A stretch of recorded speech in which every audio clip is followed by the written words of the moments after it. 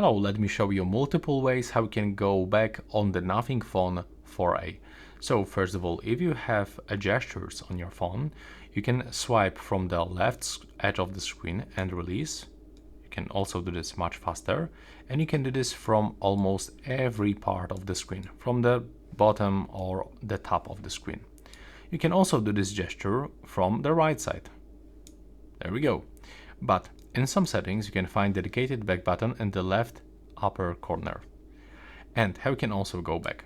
Well, you can change this navigation method by going to the special features, open gestures, go to the navigation mode and select 3-button navigation.